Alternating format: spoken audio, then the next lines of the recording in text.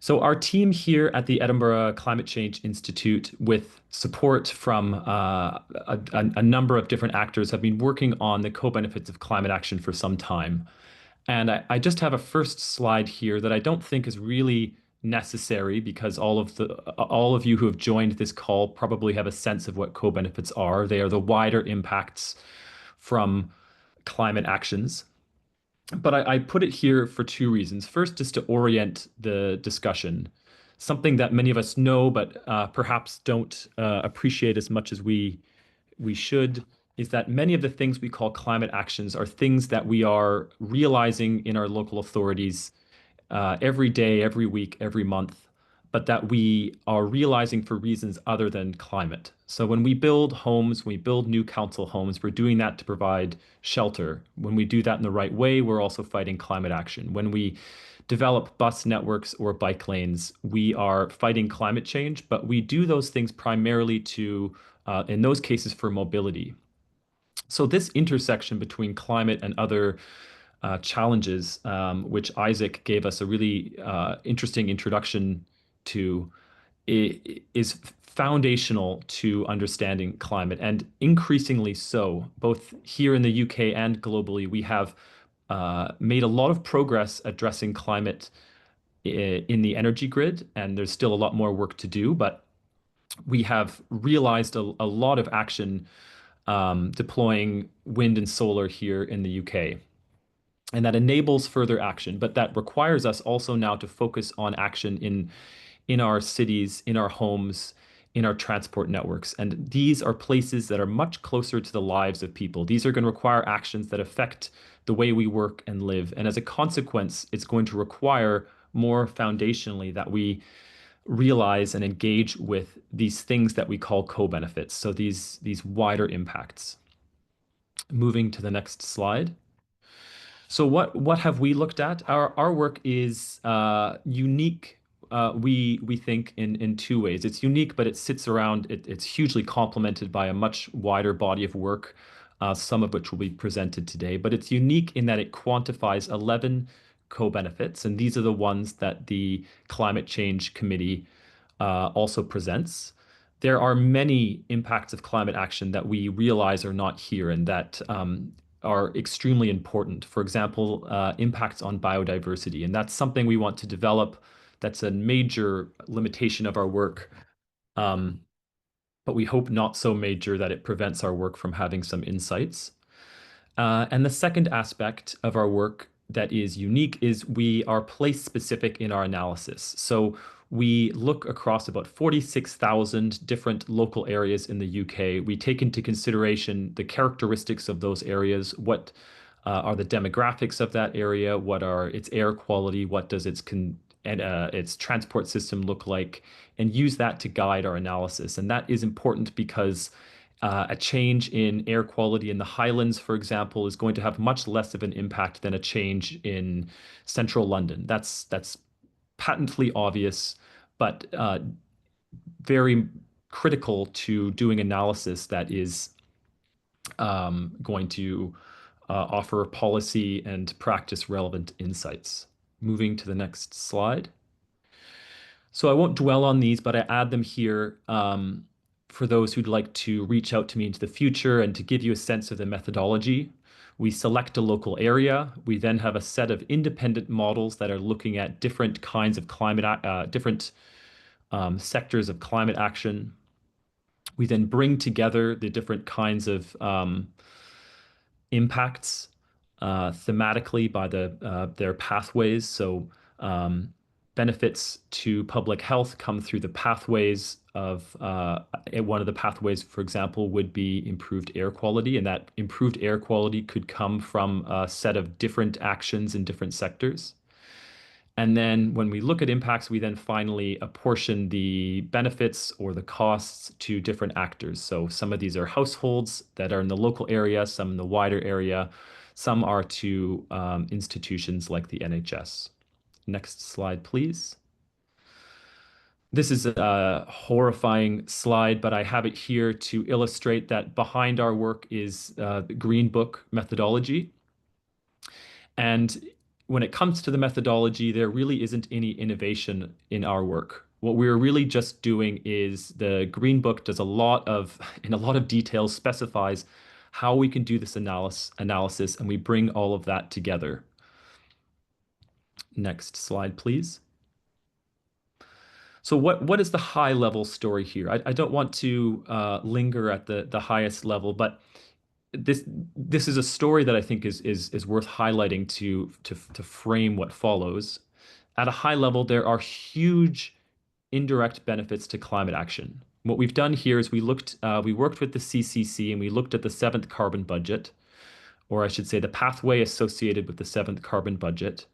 And the CCC tells us uh, about the different climate actions that will happen, and it tells us about how 15 different typical kinds of households across the UK will be affected by those actions. And then we use our model to say, where do those 15 kinds of households, where do they live across our 46,000 different areas? We bring all of that together. And what you see are, I think, at least three things that are really important. So the first is that the total benefit here is really substantial. You're looking at 160 billion in national benefits through 2050 and more following into the future. That's more than £2,000 per capita. Second, you're seeing that there's a range of benefits. There are some that are much larger than others. For example, air quality is quite large, physical activity is quite large, but it is not the case that there's a single cost or benefit that is really driving this story. And we'll see that in more detail as we look at specific areas. And then the third story that I think is quite important is that if you look at the trajectory of benefits, there's a story here that's unique from other economic and financial modeling related to climate action. Generally speaking, with climate action, there's a time-worn story that investments today are costly but pay off in the future. When it comes to co-benefits, that isn't really the story because they emerge almost instantaneously. If there is a new cycle network, and admittedly, that's a bad example because cycle networks take time to build. But if there is one and people start cycling on it, the benefit to their health happens that afternoon. It doesn't happen after a year or two. So these co-benefits help us to bring forward the case for climate action in a way that financial analysis is often not able to do. Moving to the next slide. So this slide being about communication is a bit busy, I'm realizing, but what we realized in our work is that we were taking a lot of time doing a lot of modeling, and modeling is our expertise. We are economists, but what we are finding is that the key challenge, and I think a foundational challenge in all of climate action, is to engage with its interdisciplinary nature, to engage with the extent to which there are different actors with different kinds of knowledge in different roles and places with different values who all need to be working together. That's the collective action aspect of the climate challenge. And with our work, we realized we needed to work with a team that could help us bring to life these numbers. And this is a work in progress that we hope to continue, and I hope to work with some of you on the call today, both those who are academics and especially those who are working in local government.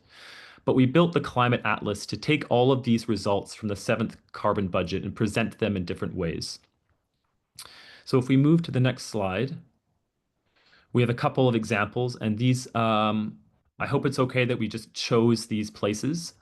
There's no favoritism or anything here, but Derbyshire Dales is our first example.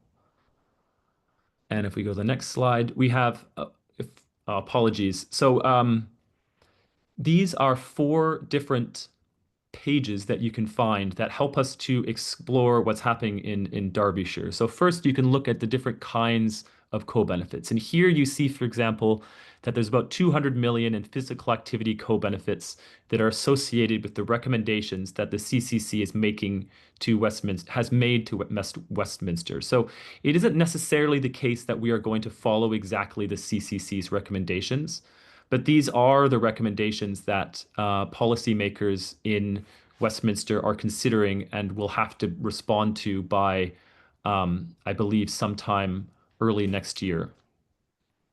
And similar kinds of benefits would be coming from different kinds of interventions, undoubtedly, the council is thinking about.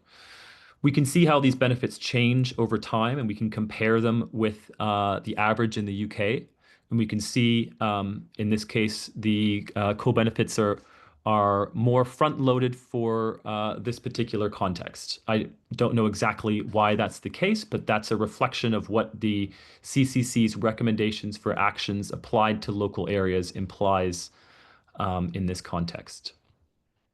Moving to the next slides, we can also connect our results or show how they're correlated with different factors. Now, something to highlight here is some of these factors are very much built into the model. They are the way that we come up with these results. So they are, in fact, driving or inextricably linked with the results. In other cases, these are wider socioeconomic indicators that are important, but are, we're looking at pure correlations. So we should understand these results tentatively. But you can see here further local context that helps us to understand how, in this place, climate action is going to be connected with other kinds of challenges. So, for example, we can look at the EPC bands of buildings, which help us to know where there are places, for example, that may need investments. Yeah, here are a couple more examples of that. Going to the next example. So here we're looking at Lambeth. We're in London. Here you can see now some of the hassle costs. We actually had so hassle costs are the main factor in congestion that show up as costs in our model. Hassle costs are the cost that comes when there's a new transport network, for example, and people have to take more time to complete their journeys. Hassle costs are being updated in our model, and actually these ones are a little bit higher than they were in the last release. But these are something that we feel is really important to include in our work because they demonstrate that the shift to net zero is complex, and there are a lot of benefits, there are a lot of opportunities, but understanding how these are distributed, understanding where these are positive, where these are negative, and where the impact of a climate intervention is hugely dependent on the perspectives of local populations is a part of this story that we need to spend more time unpicking. Moving forward, here you can see the benefits for Lambeth in contrast to our previous example. They seem to be consistently increasing year by year. That helps us to think about the kind of business models and the kind of case for action we can be developing. If we go to the next slide. And here we have some further examples of how we can look at these results and see how they overlap with different context-specific factors. If we go ahead to the next slide here. So I just wanted to highlight, we can also look at these results by co-benefit across all the local areas. And this is important for a set of obvious reasons, but there are essentially three ways we think about using the atlas or using the data. The first is to look at the results as a scenario, as I presented initially. So what are the stories across the entirety of the UK? The second is to think of very specific places. How do local authorities, but even below local authorities, how do communities, how will they be impacted by climate action? How can that inform how climate action can proceed in a more just way? But third, there's an important aspect. We, of course, not only have intermediate geographies, but we have a need for coordination across different places. And so here you can see an example where we're looking at the co-benefits of noise reduction. Unsurprisingly, they're clustered in urban areas. And this is telling us about, this could be used to understand how transport interventions can lead to benefits that maybe we were not previously appreciating. If we could, so we have I have two further slides here. The first is to talk about use cases. And this is something that I'm really keen to develop with those of you who are on the call. Please do reach out and correct me and come up with examples and ideas. The first is to is cost benefit analysis for specific interventions. We played a role in the Westminster and Cumbria local area energy plans by doing some cost benefit analysis of the wider co-benefits of action. Second is around understanding and thinking about public perception. When we're putting forward climate actions, far too frequently they're understood very narrowly in terms of their financial costs and benefits. Now, we don't build parks and think about that or museums. Neither do we build, big transport networks that way. We realize there are wider benefits. We need those to come forward when it relates to climate action. Of course, this can inform policy making. And lastly, this can contribute to the evidence base. Thank you so much for listening to this. If you look at the Atlas website, and I'll post a link, there are different ways to be involved. You can stay updated by joining our group. You can reach out to us. And what we're particularly interested in is to bring this to life by working with different actors to develop kind of case studies or to work with you to understand how this could become part of a business case. So please reach out to us if you think that we could help you with something that you're doing. Thank you again for attending, and thank you to Ashton for putting on this event.